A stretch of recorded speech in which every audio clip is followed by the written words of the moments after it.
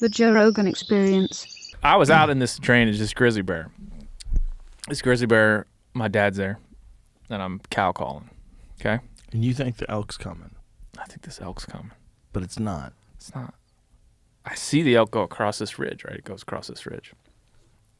And then I see this brown flash go down this hill in front of me. And there's a bit of a, if you look like this brown flash has to go down this ridge and then around the corner of the spine of the ridge and stay down in the valley.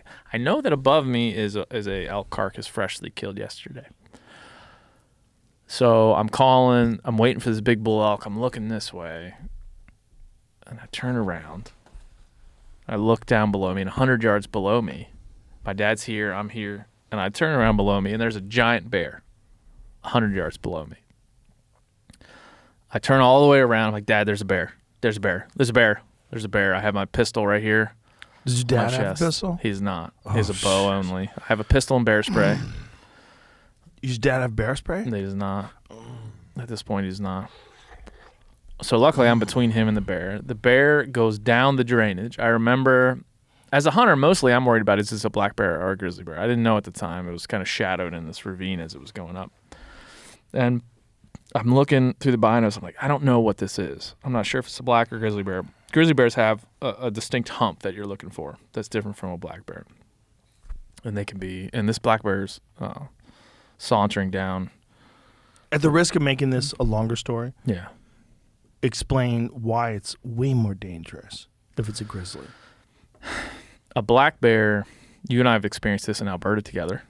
A black bear is not as aggressive, not as predatory. Black bear attacks are very less frequent than grizzly bear attacks. I don't know that I could explain kind of just the nature of a grizzly bear and a black bear is an omnivore in many ways. A grizzly bear is a carnivore. And in this scenario, I would be, if it was a black bear, I would be looking to shoot it rather than being afraid of it because I love black bear meat. It's delicious. And black bear fat, you've had Clay Newcomb on, you make bear grease. It's one of the best things that there is. So I guess that maybe explains the difference. And But then for people, like, in comparison, it's like a golden retriever versus a wolf. pretty much. That's a pretty good comparison. It's a completely different animal. I wish there was a wild apologist to kind of really lay it out there. But He would probably say in terms of- German Shepherd wolf. Yeah, something That's like what that. he probably would That's say. fucker. I'm trying to be like more comedic. But Right. This Yeah. it's a different animal. It is. And I would say that you've seen it when we were hunting bait in Alberta. Yeah. When a black bear comes in, you're willing to stand your ground. You know, we were on our way. We saw a grizzly Yeah. in Alberta. When we were on our way to where we were hunting, Yeah. looking eye to eye with a grizzly is wild. It's a wild thing. And when a grizzly bear comes through a stand of timber or a mountainside in this case, things go quiet. And we didn't even, when I was in Alberta, the one I've seen in the wild was not that big. But the one you saw was big. This is one of the biggest bears I've ever seen. I'm talking big hind end, just Give me a roundabout. I have no idea. I would guess it at the 6.5 to 7 feet. Oh, I don't know how to guess how much it weighed. 300, 350, No, fucking way more than that. 450. 700, 600 pounds. We later found 700 pounds. We later found the track on the road where we walk in every morning to the drainage, this little 2-track dirt road where we walk in. We found this thing's track. So it is sauntering up this drainage. And there's a moment where my mind's not in the right spot. It's in the place of, is this a grizzly bear or a black bear? And now that I look back on that moment, that bear was about 2 seconds away from ripping my face off. Oh my God. I'm cow calling. To that bear, I'm a cow elk. And to me, I wasn't scared. I wasn't pulling for my pistol. I was watching it as a hunter might watch any game species that Thinking an elk's gonna come over the ridge. Yeah. And a grizzly bear. How many pounds? Maybe 700-800 pounds. I don't know. I hope I'm not wrong about that. Nice. It's a big one. Let's be nice and say 600. Imagine a 600-pound super predator One swat. running full clip towards you. I've interviewed many people that have had their face ripped off, their testicles ripped off. I know the pure carnage that a grizzly bear like that can do, and I also know in my pack is a tourniquet and all the medical supplies a man might carry. But I'm pretty close to town. My dad's there. We have our cell phone service. We're not in the backcountry. I know at this point, when I determined it to be a grizzly bear, it's already walking up the drainage away from me. I determined it's a grizzly bear. I know then that if it turns back to us, we got a problem. But if it keeps going up the drainage, I know where it's headed. It's headed to that elk carcass that was there. And so luckily for us, it goes up the drainage. It heads over towards the elk carcass and ducks into the timber, and it's not the end of it, but that's the end of that encounter. And you're carrying a pistol? I have a pistol. What caliber? 44 Magnum. A Taurus 44 Magnum ultralight. And I have a chest holster. That's from a guy named Razco. A guy in Bozeman makes this chest holder that attaches to the bottom of the FHS. Is this a revolver? This is a revolver. And I have bear spray on the hip belt of my. So you can get off six shots? I can get off 6 shots. 6 shots. And I know, again, having been in the industry and talked to a lot of people that have had encounters, I know kind of how this is going to go. And likely how it goes is the only way you get out of it is you get mauled and the bear loses interest, or the person that's with you saves you in some manner, right? Yeah. There's a pretty famous... But your dad doesn't have a gun. He doesn't. He has a bow. And you're in front. I'm in front. Oh, so I'm between these two. And again, this is your pistol in... Is it... You have to open up a snap to pull it out? No, or is it in fully, Kydex or something? It's fully in a molded holster that I can pull out and present. Right.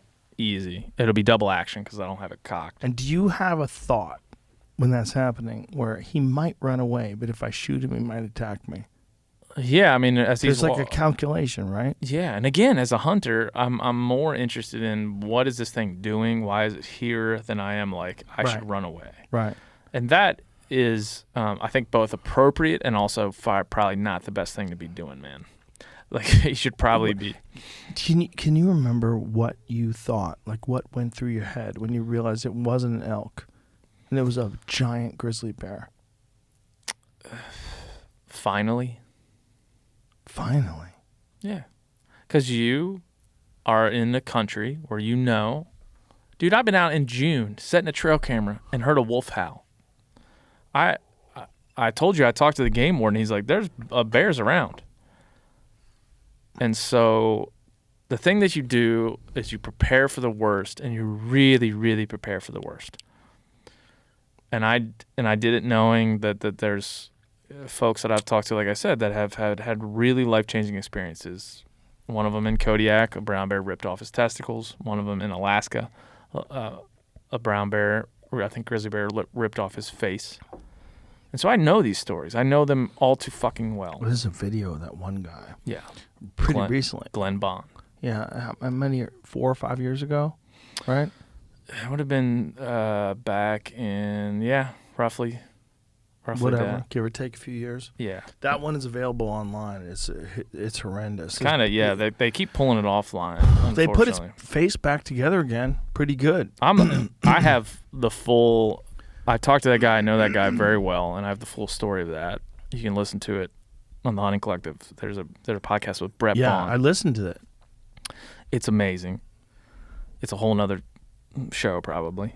But it's like that's one of those conversations where like a vegan or an animal rights activist would be like, good.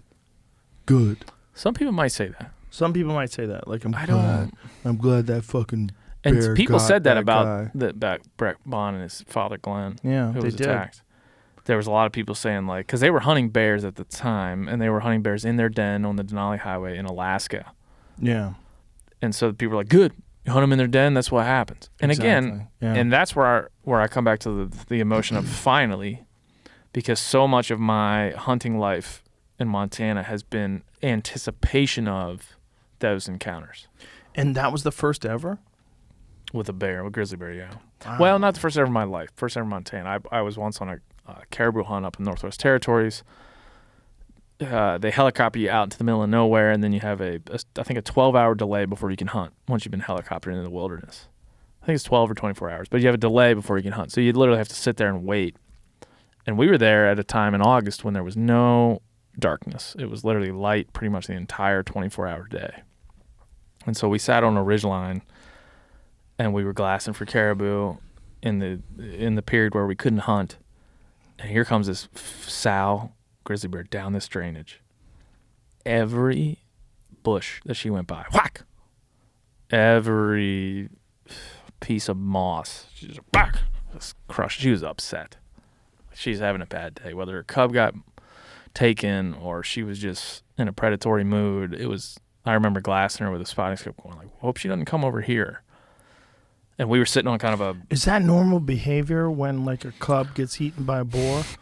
I don't know if that's normal behavior. I imagine it to be. For folks who don't know, that happens a lot. And the females try to fight the boar off. I imagine it to be. I imagine them to be aggressive in the times that they need to be. But I don't know enough to know if that's like every time a cub gets eaten, she goes out and whacks the shit out of the next thing she sees. I don't know that. But in this case, this sow was alone.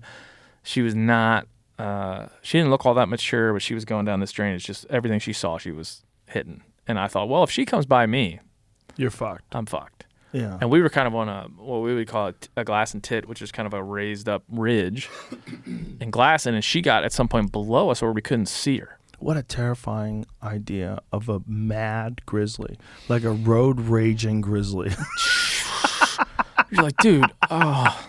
And then that's you think what that like, is. It's like someone just fucking fuck you. And where do grizzlies live, right? The grizzlies don't live by the urgent care. Right. They live in places where if they whack you, you're fucked. You're fucked unless your friend knows if how to... If they break both your legs, you have to crawl to safety if you can. So in the examples of Brett Bond, who we were just talking about, he saved his father. His father got his face ripped off by a grizzly bear. He comes running down the hill with his .454 Casull, shoots this bear, bang, bang, bang, bang, bang, kills it. It actually... I was reading some of his accounts of the hunt. He measured 5.5 feet from his bootstrap to where the bear died when he was defending his father's life. His father had been attacked. Oh, my God. How much did the bear weigh? The bear is now in Glenn Bond, who's 70. He's probably in his 80s now, is in his living room. He got it mounted, full standing mount, and it's in his living room. I bet that bear weighed 800 plus pounds easy.